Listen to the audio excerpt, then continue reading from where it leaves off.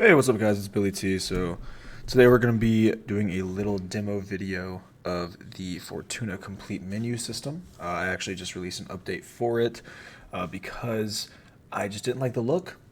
And also, there's a small bug that I had to fix with the way that the spin boxes worked. So, this is how it looks now. It's pretty much the same until you get to the settings menu. So I changed up some of the systems for the settings menu. But first things first, we're going to check out the entirety of the menu. So first things is when you're over here in the menu, the first thing that shows up is the news panel. This is kind of the acting base of the entire news or the entire menu system. You can actually change this base to be whatever you want. All that matters is the position of the widget switcher, and I'll have a tutorial and the documentation will cover that as well. But anyway, so like for example, if I go to the start game menu and then click off of the start game menu, it returns to the news panel. So that's kind of always there. Now the news panel is actually extremely intuitive. The way it works is you just enter all of this into a data table row and it'll appear here. So if I were to go to the data table and add my own news post, it would appear under this in the scroll box. And yeah, that's pretty much how it works. And there's going to be a tutorial on that as well. And that's also covered in the documentation. It's extremely simple. It's the same exact way that the credits work. So yeah, you're about to see that in a second as well. So first things first, here's the menu, here's the news panel, and then you put your own game logo here, and down to the bottom left we have a different kind of button. So there's two different kinds of buttons that come with this pack, which is an icon button, which has a customizable animation. You can have it be a render opacity or a hover and scale like this.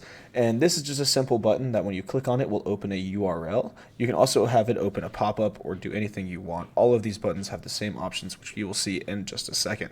So if I open this, it's going to, if I click on this, it's going to open our Discord server. So I'm not going to click it right now because you won't even be able to see it.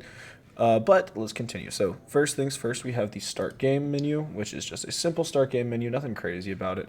Has simple options for difficulties and stuff like that.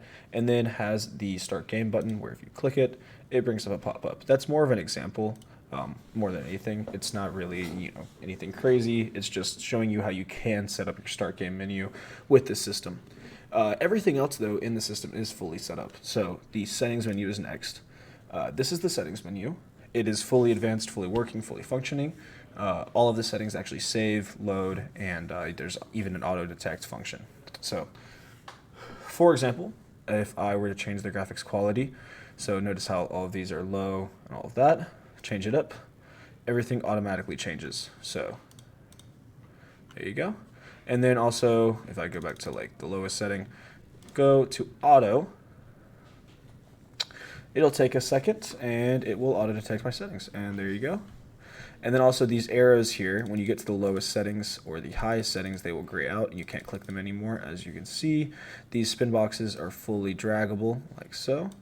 And then also you can add an infinite amount of resolutions that you like, infinite amount of options too. So if these aren't enough options for your project, you can add your own. It's actually extremely simple. I will show that later. And there will be a separate tutorial on that as well. Anyway, max FPS, this is 0 means unlimited. I'm going to also release a tutorial on how to make that just say unlimited. I didn't release that with the pack because that would require one more widget to add and just a few more things. And I want to make it really easy. So if you want to go out of your way to do that, then there will be a tutorial released within the next few days showing how to do that. So this is the settings menu, and this is how everything works. So that's that. Then you have the audio settings. The audio settings here as well, same thing, the draggable spin box, and they are fully configured to work with sounds. Any sound that you put in the game, you just have to open it up and give it the class. So if you give it the music class, this will affect it. Narrator class, this will affect it. And effects class, this will affect it. There will be tutorials on that as well, and it's also going to be in the documentation.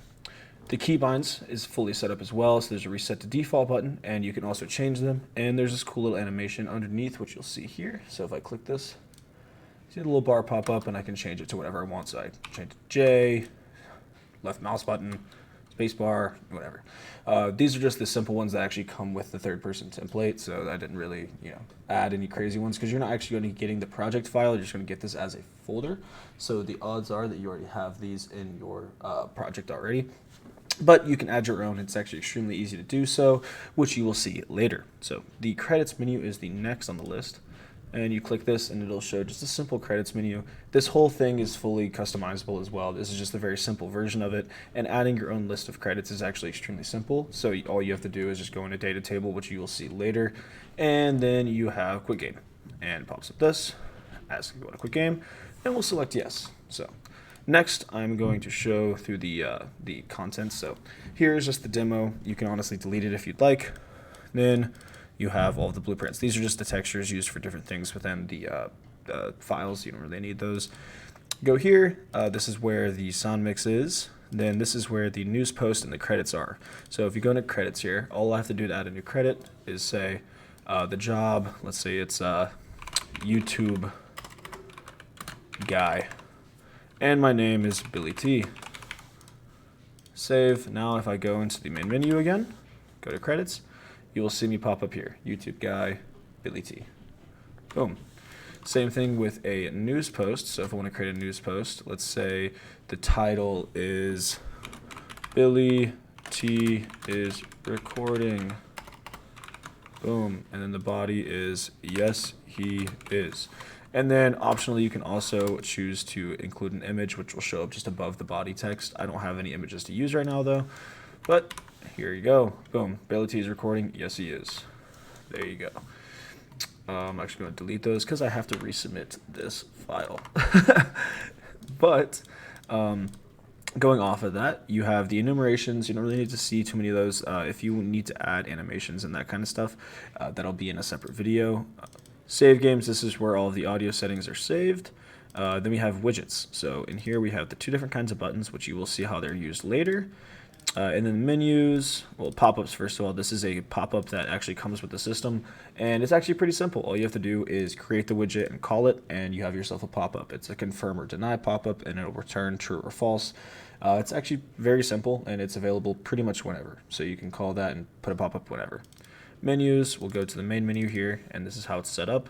So a good example of how modular the system is would be looking at the buttons. So this button right here, the start game button, there's options for the background style, so how the background of it looks when it's not pressed or anything like that. The press sound and hovered sound, and then the different kinds of animations you can choose from. So for example, if I choose style 3, option 3, and go and look at it, you will see that this is style 2, option 2, this is style 3, option 3. So you can see how easy it is to change what animation you'd like. And in the future, I also plan on adding a few more animations. Just, you know, it's kind of fun to do. It's nice. And then you can also change what color the animation shows up as. Then the clicked event. So you can set this between default, which means that it will activate whatever the on-clicked event is, or you can say open URL in external browser. And what this will do is instead of using the on-clicked event, it will actually open whatever URL you put in here. So for example, this little icon down here that I have it set to open URL in external browser, and it actually opens my Discord page. So that's that. And then the button also has text options with the font, and then you can customize the height and width overrides if you need to do anything like that. So that's really how simple it is to set that all up. And then say that you didn't want the news panel to be the default thing here, you could change that here. So you can create your own widget. Say you want to just have a blank, just put a blank widget here and put it as the top one, and you're done. So it's as simple as that. And then we have the different sub-menus here. So the start game menu, the settings menu, the news panel, and the credit scene. So we'll go look through the settings menu, and we will show you that. So actually not here. But in something like the video settings, for example. So you come in here, and it's actually very simple to do. You come in here, close these things, and if you want to add settings, you just add one of these little widgets here that is called the FUI setting list, or the spin box, depending on which kind of setting you want, that will also be in the documentation.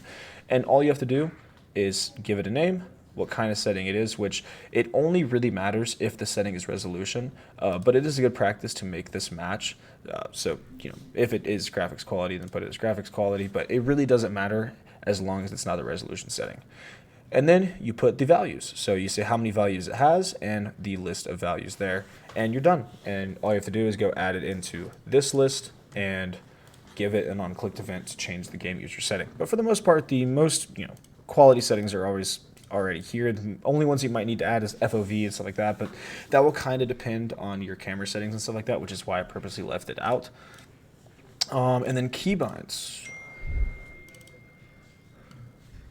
Keybinds are also extremely easy to add. You just add one of these widgets here, and then you go to the settings up here. So you give it a text name, the sections and stuff like that, and then the style of this is the selector here, so you just can change that style. And then in the graph, all you have to do is give it a setting changed event. So I'd go here, click setting changed, and then if it's an axis, I'd put it here, and if it's an action, I'd put this one, which you just drag out from here. And then you add it to this list, and you're done. That's literally all you have to do. There's more on that in the documentation. I believe there is one more thing that I might have forgotten. Yeah, on the load settings, you have to add it to here as well. So all you have to do is add it into the widget, and then add it here, and you're done. That's as simple as it gets. And yeah, that's it for now. If you have any questions, the Discord server is in the description below, as well as the marketplace link. Thank you guys so much for watching. Y'all have a great rest of your day. Goodbye.